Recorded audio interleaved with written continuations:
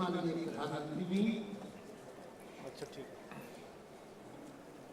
आज के ही इस कार्यक्रम का जो प्रमुख भाग था और जिसको हमने आज प्रातःकाल संपन्न किया, अर्थात कि नवनिर्वाचित पार्टी के राष्ट्रीय अध्यक्ष को इस निर्वाचन को पूरी नेशनल काउंसिल पुष्ट करे, वह कार्यक्रम प्रातःकाल हो चुका। और मैंने तो कल उन्हें सजेस्ट किया था कि उपयुक्त होगा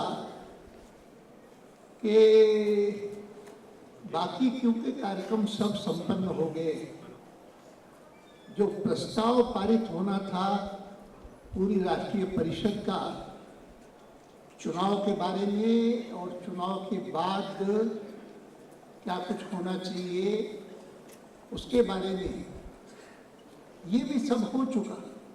आज प्रातःकाल मुझे देख करके बहुत खुशी हुई कि कभी कभी ऐसा होता है कि इस प्रकार के कार्यक्रम में जो नए मंत्री बनते हैं उनको कहा जाता है कि आपके अपने अपने मंत्रालय में जो कार्य हुआ है उसका विवरण सदन के सामने रखें। हमारे दो मुख्यमंत्रियों ने जरूर अपने अपने क्षेत्र का वर्णन किया, लेकिन अच्छा मुझे ये लगा कि बहुत सारा कार्य जो चुनाव हो जाने के बाद नई सरकार ने आते ही किया, उसको साहित्य के रूप में, उत्कृष्ट साहित्य के रूप में सब सदस्यों को दे दिया। नहीं तो अगर उस पर भाषा होते तो समय भी लगता और शायद इतना लाभ नहीं होता जितना अब जो साहित्य हमको मिला है उसके कारण होगा। और इसी कारण मैं जो देख रहा था, मुझे उस समय कल से लेकर के ऐसा लग रहा था कि राष्ट्रीय परिषद का अधिवेशन 1951 से लेकर, 51 तो नहीं कहा जाएगा क्योंकि राष्ट्रीय परिषद का अधिवेशन उस साल नहीं हुआ था, सीधे ही 53 में राष्ट्रीय अधिवेशन हुआ। तब से लेकर के आज तक जितने राष्ट्रीय परिषद के या पार्टी के राष्ट्रीय अधिवेशन हुए हैं, मुझे ये सौभाग्य प्राप्त हुआ है कि शायद ही मैंने कोई मिस किया होगा। जैसे मैं कहता हूँ ना कि इतने चुनाव हुए हैं 51 से लेकर के और 51 के बाद 52 से लेकर के, पहला आम चुनाव 52 में हुआ, तब से लेकर के आज तक का मैंने कोई मिस नहीं किया, सब में हिस्सा जरूर लिया है। उम्मीदवार कुछ कुछ में होऊंगा लेकिन अधिकांश में हिस्सा लिया है। लेकिन मैं आज कह सकता हूं कि जितने नेशनल काउंसिल्स के सेशन हुए हैं या राष्ट्रीय अधिवेशन हुए हैं, उनमें मैं 53 से लेकर के आज तक की गिनती करता हूं तो मुझे याद नहीं आता कि इतना उत्तम और इतना व्यवस्थित पहले कभी मैंने अधिवेशन देखा।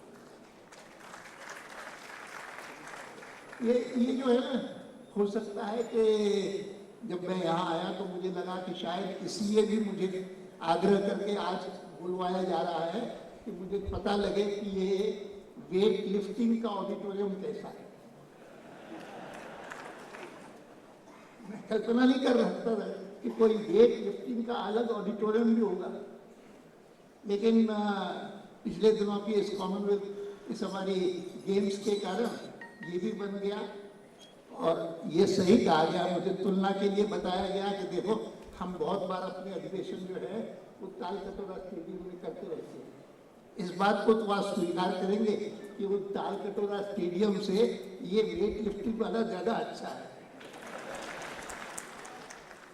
सही बात है और अच्छा लगा।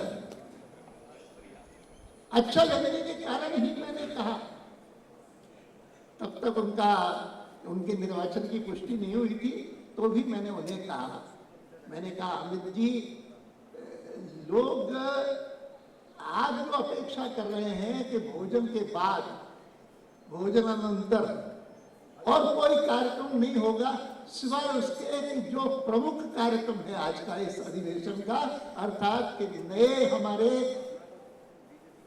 माननीय प्रधानमंत्री का व्याख्यान, उसके अलावा कुछ नहीं होना चाहिए।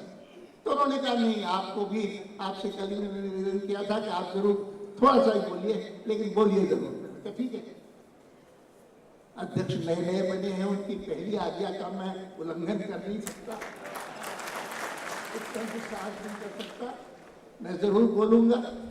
लेकिन मैं मानता हूं कि वो रेपिटेशन जैसा होगा। ये जरूर है कि मुझे कभी कभी लगता है कि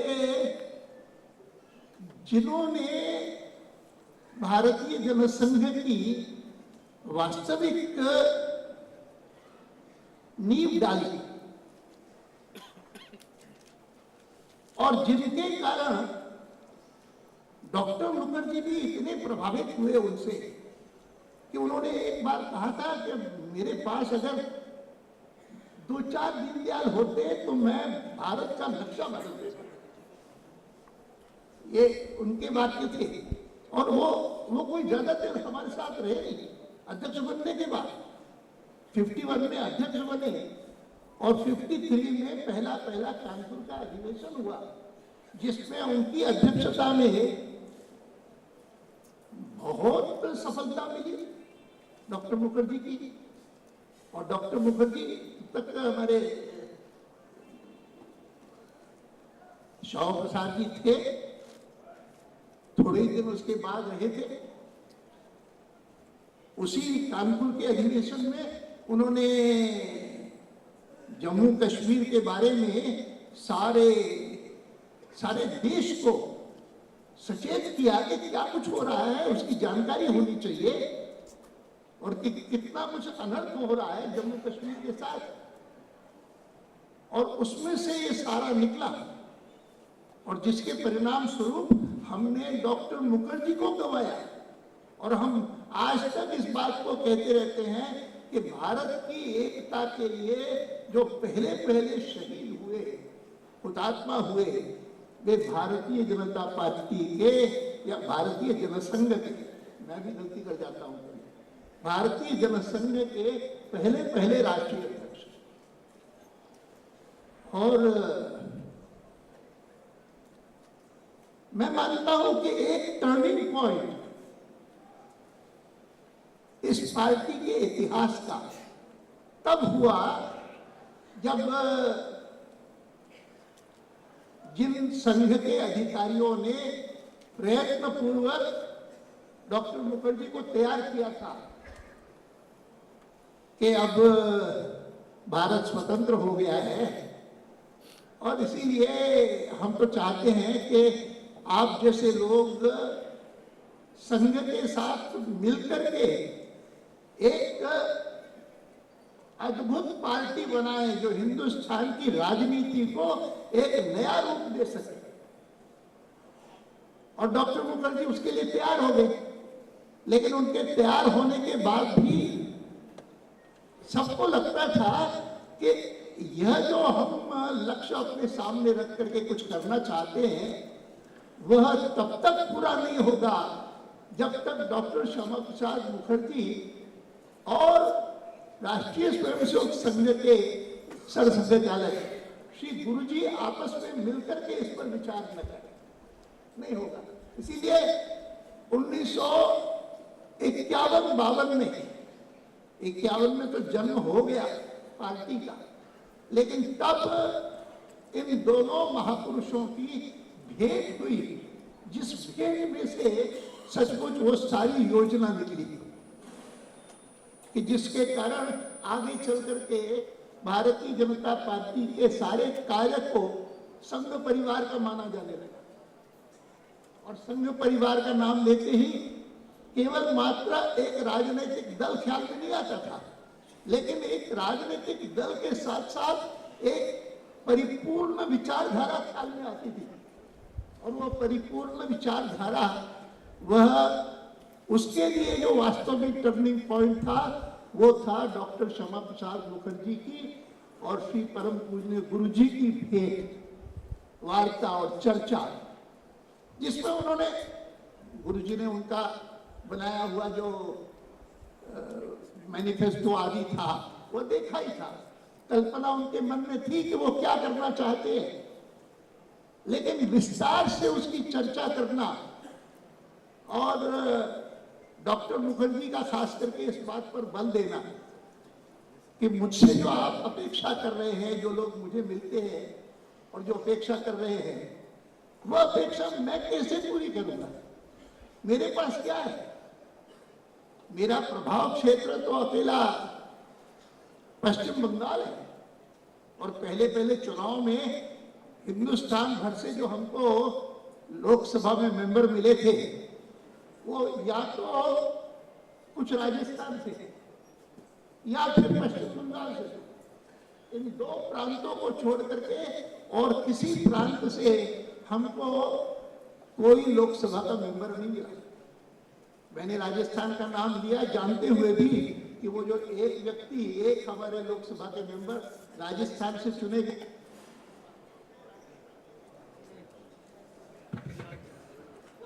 वो थे मध्य प्रदेश से, लेकिन वो राजस्थान से खड़े हुए थे और वहां से जीते थे। असेंबली में ऐसा था, लेकिन असेंबली में काफी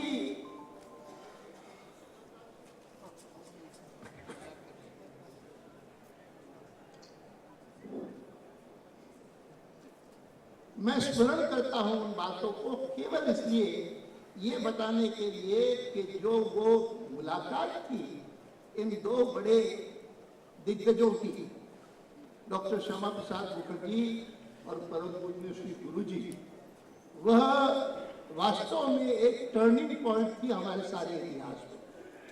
क्योंकि उसी में से ये बात निकली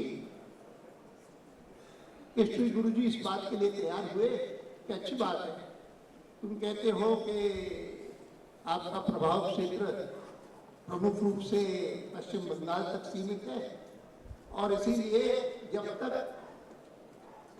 हमारे कार्यकर्ता आपके साथ जुड़कर के देश भर में नहीं काम करते, तब तक जैसा संगठन राजनीतिक क्षेत्र में प्रभावी बनाने के लिए हम बनाना चाहते हैं, वो बनाने में दिक्कत होगी। और तब ऐसा तय हुआ कि हर प्रांत में 2, 3, 4 प्रमुख संघ के कार्यकर्ता, स्वभाव से समर्पित, स्वभाव से दक्ष, स्वभाव से और असाधारण क्षमता कार्य की रखने वाले, ऐसे जब तक नहीं होंगे तब तक जो कल्पना हम जैसी पार्टी की कर रहे हैं वैसी पार्टी बनाना आसान नहीं होगा। और उसमें से बहुत कुछ निकला। आज प्रातःकाल बहुत सारे नाम लिए हमारे नए अध्यक्ष ने, जिनके कारण आज जो पार्टी यहाँ तक पहुंची है, और उन सबके जो उन्होंने नाम लेकर सुनाए, तो एक का नाम सुन करके मैं जब मन में सोचता था कि ये लोग न होते तो क्या पार्टी ऐसी बनती जैसी बनी। मुझे याद है कि जब अटल जी ने भारतीय जनता पार्टी को शुरू किया, तो उन्होंने इस बात पर बल दिया कि हमारी पार्टी ऐसी होनी चाहिए which is a party with difference।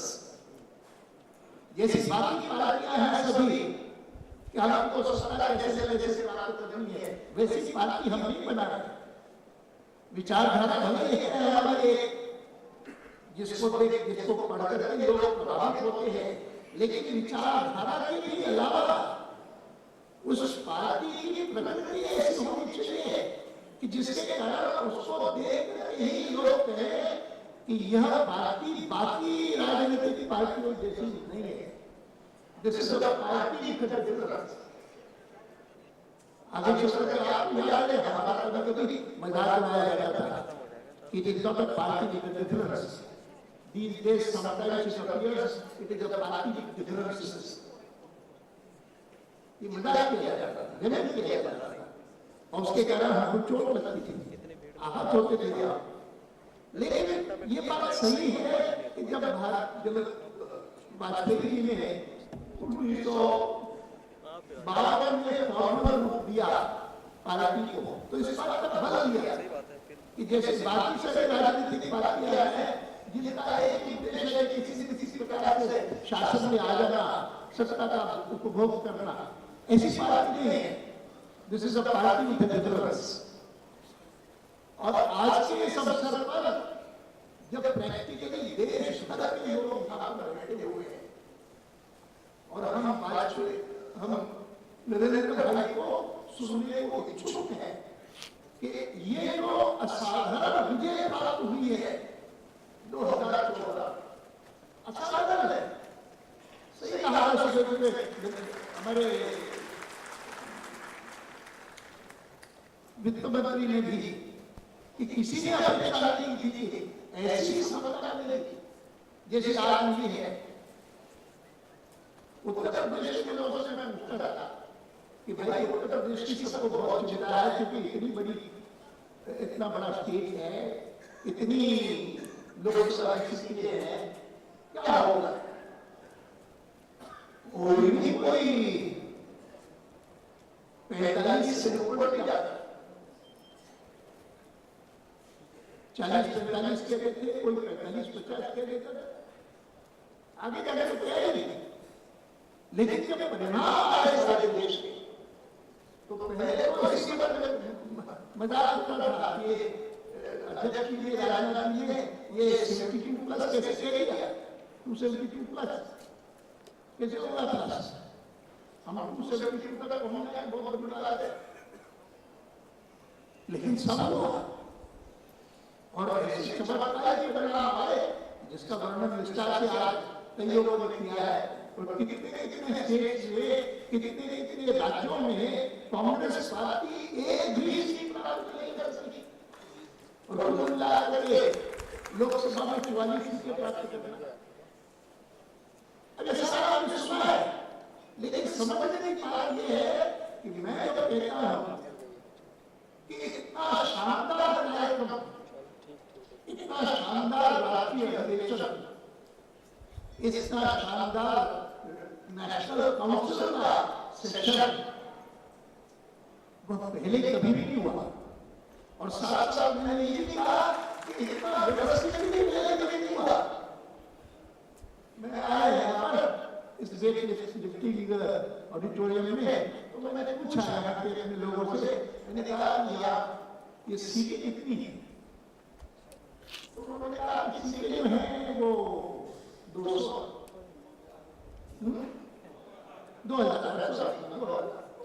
2000 और लोग कितने आए हैं, प्रतिनिधि कितने आए हैं? तो उन्होंने कहा 2000 से कुछ ज्यादा, किसी ने कहा 2023 बताया या वैसे बहुत ज्यादा कुछ हो गया। और बैठे बैठे सोच रहा था कि इस प्रकार का कार्यक्रम किसी और स्थान पर होता जहां पर कुल बैठने की जगह 2000 लोगों की है और आए हुए लोग जो है वो 2023 तो नहीं हो सकता है, 2400 हो, 300 हो, तो भी सब लोग जो स्थान मिला हो बैठ गए। नहीं शिकवा शिकायत कोई नहीं, चिल्लाहट कोई नहीं कि मुझे सीट नहीं मिली, नीचे जमीन पे बैठना पड़ता है। और इसीलिए मैंने कहा कि मैंने इतने अधिवेशन देखे हैं, आज तक ऐसा अधिवेशन इतना भव्य और इतना व्यवस्थित और इतना अनुशासित विधेय होता है। और इस कारण इसका महत्व है कि इतनी शानदार विजय मिलने के बाद भी उस विजय का मन में कोई गर्व नहीं है। उस विजय के कारण मन में भाव ये है कि यह एक प्रकार से देश की जनता ने नरेंद्र भाई के नेतृत्व में हमको जो जवाबदारी दी है, उस जवाबदारी को हमको सही प्रकार से निभाना है। ऐसे निभाना है कि सारी दुनिया मानने लगे कि हाँ, सचमुच तो इसी प्रकार का नेतृत्व चाहिए और इसी प्रकार की पार्टी चाहिए। अब ये जो स्थिति है, उस स्थिति को मैं कभी कभी कहता हूं कि कई मंत्री भी बैठे हैं यहाँ पर, उनको मैं कहूंगा कि आज महत्व मंत्री कैसा काम करते हैं, मंत्री कैसा व्यवहार करते हैं, मंत्री कैसा आचरण करते हैं, इसका महत्व ज्यादा है। महत्व इसका है कि भारतीय जनता पार्टी का एक कार्यकर्ता कैसा व्यवहार करता है, कैसा काम करता है, कैसा लोगों से डील करता है, कैसा लोगों को रिस्पॉन्ड करता है और जवाबदारी का एहसास लेना है कि देश की जनता ने हमको जैसी जवाबदारी दी है। नरेंद्र भाई के नेतृत्व में जब हमने कैंपेन चलाया है, व्यवस्थित करके चलाया है, सचमुच में ऐसा कैंपेन कौन चला सकता है? मैं तो कभी कभी छोटी छोटी बातों के लिए आपस में लोगों को भटकते देखता हूं। मेरा नाम नहीं है इसमें, मैं अधिकारी नहीं हूं, मैंने ये काम किया, मैंने वो काम किया, ये सब चल रहा है। लेकिन इस बात में कोई ऐसा अर्थात ये स्वाभाविक रूप से जितनी शानदार विजय मिली है, उस विजय का एहसास एक एक कार्यकर्ता के मन में है और पहचान है कि नहीं, ये केवल मात्र विजय का उल्लास और आह्लाद प्रकट करने का मौका नहीं है।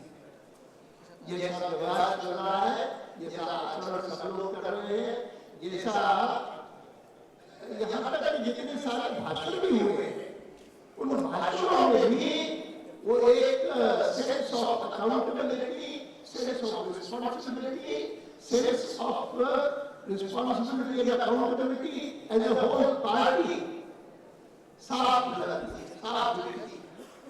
और ऐसी कारण मैंने सोचा जब मैं अगर आग्रह है हमारे नए अध्यक्ष का कि मुझे कुछ कहना चाहिए तो यही कहना चाहिए कि हम सब लोगों को इस बात की समझ आ जाना चाहिए कि that the people expect a lot from our party and which every one of us must be determined and pledged to fulfill our obligation. मैं इन शब्दों के साथ फिर से बहुत बहुत बधाई देता हूँ न केवल हमारे नवनिर्वाचित अध्यक्ष को, जिनको कि आज प्रातःकाल इस हमारी काउंसिल ने पुष्ट किया है उनकी अध्यक्षता को, लेकिन जिन्होंने पिछले इतने समय से जब से लेकर के पार्टी ने उन्हें देश का प्रधानमंत्री करके जवाबदारी दी है, तब से लेकर के जिस शानदार ढंग से उन्होंने देश को नेतृत्व दिया है और सारे चुनाव का संचालन किया है, नरेंद्र भाई को मैं बहुत बहुत बधाई देता हूँ कि उन्होंने जो अपेक्षा देश में उनसे की, पहले हमारी पार्टी ने चुनाव में की और अब जो अपेक्षा देश आगे के लिए करता है, मैं मानता हूँ कि वो निश्चित रूप से पूरी करेंगे।